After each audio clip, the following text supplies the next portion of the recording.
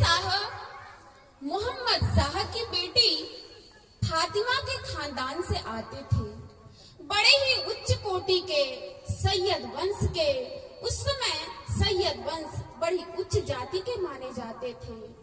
बुल्ले शाह को बचपन से ही आध्यात्मिक माहौल मिला। घर का माहौल भी आध्यात्मिक था। उच्च शिक्षा प्राप्त की। बुल्ले शाह बड़े सुख सुविधाओं में पले बढ़े।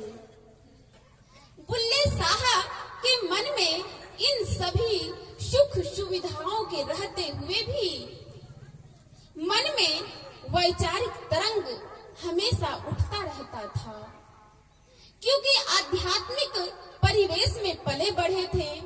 उनके मन में एक प्रश्न आता था, क्या हकीकत में खुदा है? अगर है तो कहाँ है?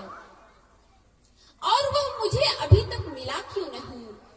इस इच्छा को जागृत करते हुए उन्होंने अनेकों ग्रंथों कुरानों का अध्ययन किया, लेकिन उन्हें खुदाई नूर का पता न चला। दिन प्रतिदिन वैराग्य की भावना बढ़ती जा रही थी। सुख सुविधाओं के बीच मन जैसे वैरागी का सा हो गया था। बुल्ले शाह के चारों तरफ माया का बड़ा ही रंगीन पसारा था। चारों तरफ चमचमाती हुई कीर्ति के मोती बिखरे हुए थे।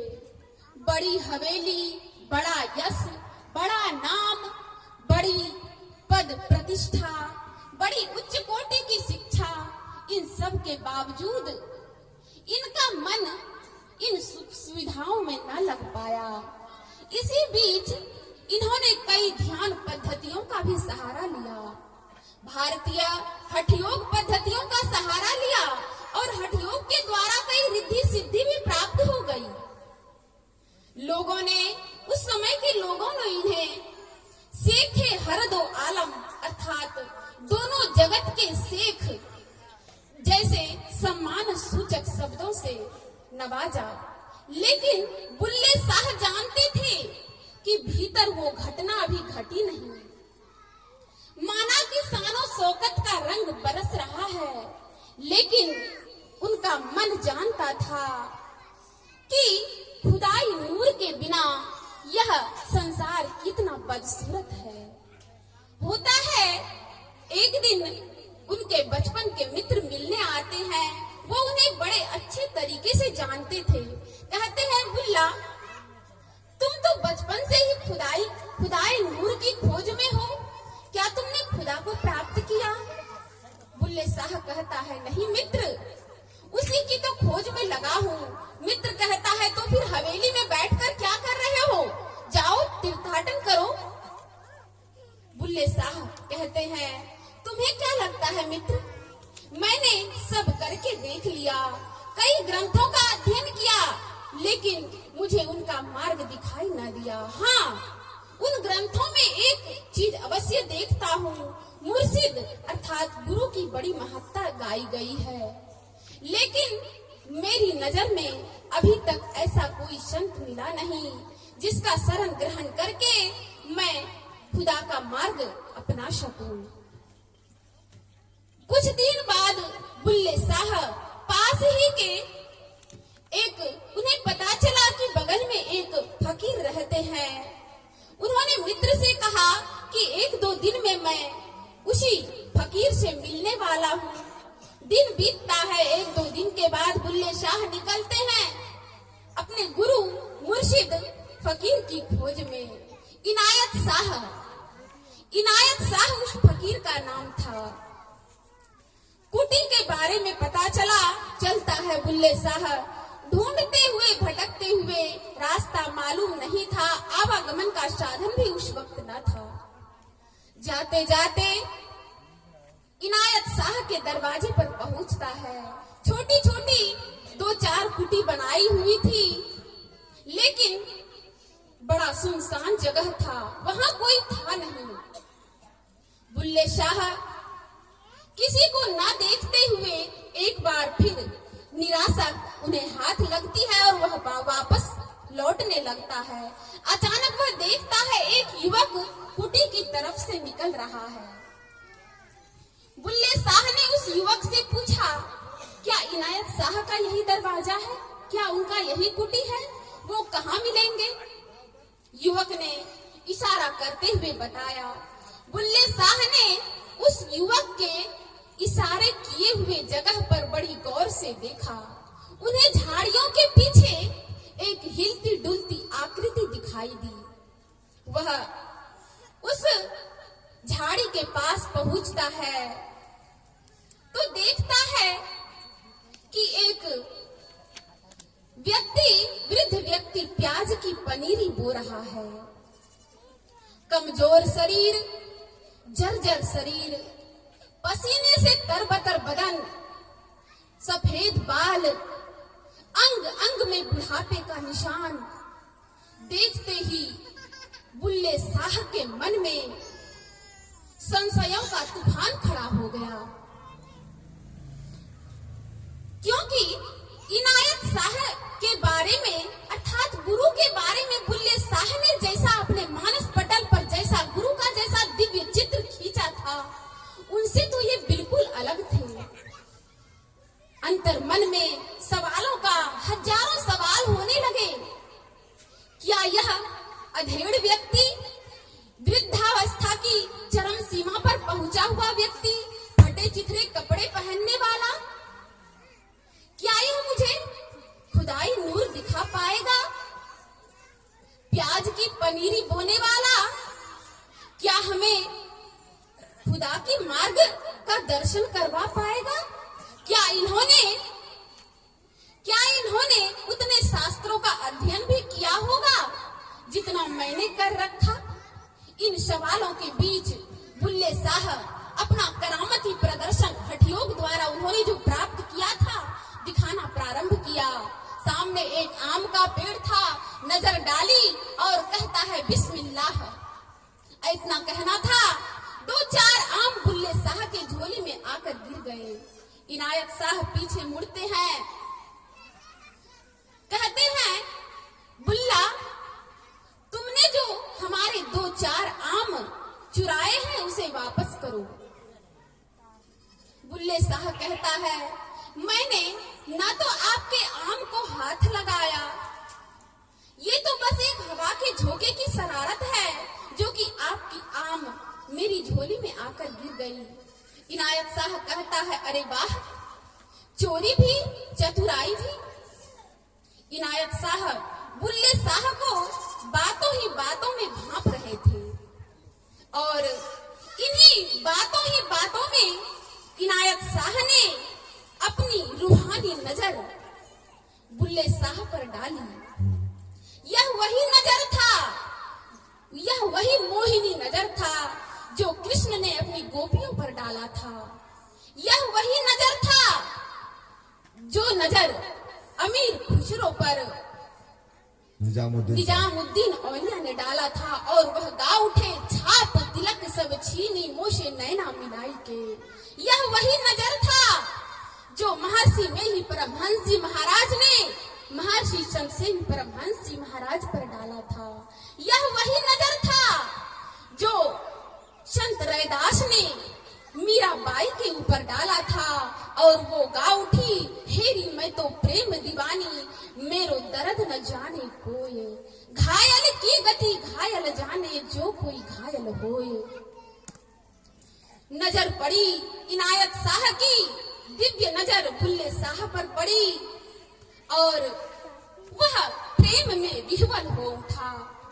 उसी कीचड़ से सने हुए चरण में बुल्ले शाह लिपट पड़े, चरणों में गिर जाते हैं और कहते हैं, मैं बुल्ले शाह रब को पाने आया हूँ।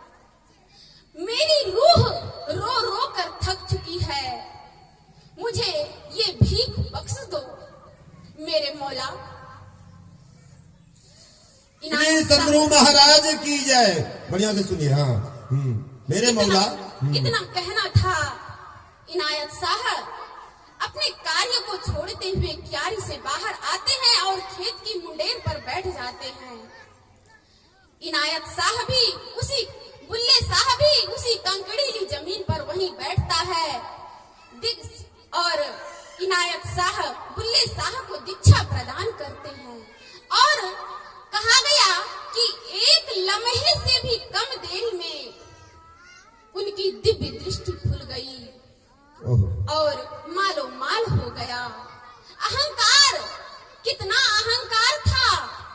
हठ योग के प्रदर्शन की सिद्धियां प्राप्त हो चुकी थी, लेकिन अहंकार के कारण हमारी भी तो यही दशा है। मन में दौलत का, रूप का, गुण का अहंकार भरा हुआ है। अहंकार गले तो गुरु मिलता है। ऐसी बात नहीं थी कि बुल्ले शाह इन बातों से अनजान थे, ऐसे ज्ञान से अनजान थे, लेकिन उन्हें बहिर्मुख से अंतर्मुख होना कैसे है यह उन्हें पता नहीं था। इनायत शाह ने कहा, बुलिया रबदा की पाना, इथड़े उखड़ उथरे लगना, यहाँ से उखाड़ो और उधर को लगा दो। इस शरीर से मैं को निकालो और आत्मा में लगा दो। यही तो जीवन का उद्देश्य है। यक्ष ने युधिष्ठिर से यही प्रश्न पूछा था, मैं कौन हूँ? यक्ष ने पूछा, मैं कौन हूँ? युधिष्ठिर ने कहा, तुम न शरीर हो, न मन हो, न बुद्धि हो, न इंद्रियां हो, तुम शुद्ध कैवल्य चैतन्य आत्मा हो। दूसरा प्रश्न यक्ष ने युधिष्ठिर से पूछा, जीवन का उद्देश्य क्या है? उत्तर में युधिष्ठिर ने कहा, जीवन का उद्देश्य है आत्मा को जानना। पुनः पूछा, जीवन और मृत्यु के बंधन से मुक्त कौन है? जिन्होंने आत्मा को जान लिया, उत्तर यही दिया गया युधिष्ठिर के द्वारा कि जिन्होंने आत्मा को जान लिया वह जन्म और मरण के बंधन से मुक्त है।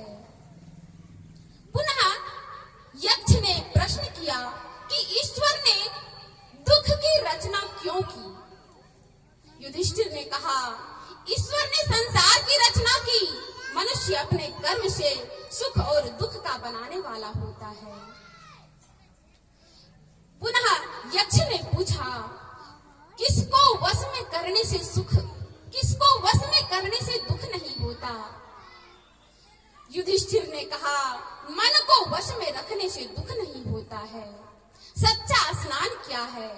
पुनः प्रश्न किया यक्ष ने, सच्चा स्नान क्या है? युधिष्ठिर ने उत्तर दिया, जो मन के मैल को धो दे वही सच्चा स्नान होता है। दया क्या है? सबके सुख की कामना करना यही दया है। लज्जा क्या है? न करने योग्य काम को न करना लज्जा है। ऐसे बहुत सारे प्रश्न यक्ष के द्वारा पूछे गए और युधिष्ठिर ने उनका उत्तर दिया। हमें भी इन्हीं वैचारिक तरंगों में, वैचारिक विचारों में हमें डूबे रहना है। साधकों का यही सहारा है। हर क्षण हर फल कहा गया है, प्रथम हो वैराग्य भक्ति तब कीजिए, सत्संगति के योग ज्ञान तब लीजिए, ऐसा उपजे ज्ञान भक्ति को पाई के, अरे हारे पलटू ले जा ऊपरे मार ठीक ठहराई के। 8 पहर की मार बिना तलवार की, चुके से नाही ठोर लड़ाई धार की, उन्हीं से यह बने सिपाही लाग का, अरे हारे पलटू पड़े दाग पर दाग पंथ वैराग्य का। कब करेंगे? कहा गया है, परिश्रम करे कोई कितना भी लेकिन, परिश्रम करे कोई कितना भी लेकिन, कृपा के बिना काम चलता नहीं है। निराशा निशा नष्ट होती न तब तक, दया भान जब तक निकलता नहीं है। निराशा निशा नष्ट होती न तब तक, दया भान जब तक निकलता नहीं है। दमित वासनाएं अमित रूप लेकर जब अंतःकरण में उपद्रव मचाती, तो फिर गुरुदेव जी के कृपा के अनुग्रह बिना मन संभलता नहीं है। मृगवारी जैसे असत इस जगत से, मृगवारी जैसे असत इस जगत से, पुरुषार्थ के बल पे बचना है मुश्किल। मगर सदगुरु के सेवक जो छल छोड़ बनते, उसे फिर ये संसार छलता नहीं है, उसे फिर ये संसार छलता नहीं है। ब्रह्म एक पहचान लिया, दुविधा पकड़े से क्या मतलब। ब्रह्म एक पहचान लिया, दुविधा पकड़े से क्या मतलब। ब्राह्मण क्षत्रिय वैश्य शूद्र इनके झगड़े से क्या मतलब। अथाह सागर जब आन मिला, नदियां नाले से क्या मतलब। मूल वृक्ष जब हाथ लगा, पत्ती डाले से क्या मतलब। ज्ञान के गोले झोंक लिए, ज्ञान के गोले झोंक दिए, बरछी भाले से क्या मतलब। आत्म तत्व विचार लिया, गोरे काले से क्या मतलब। घट ही में हरि को देख लिया, घट ही में हरि को देख लिया, मंदिर मस्जिद से क्या मतलब। घट ही में हरि को देख लिया, मंदिर मस्जिद से क्या मतलब। दिव्य सूरज का दर्श हुआ, दिव्य ज्योति का दर्श हुआ, फिर चांद सूरज से क्या मतलब। शून्य शिखर की सैर करी, पर्वत कंदरा से क्या मतलब।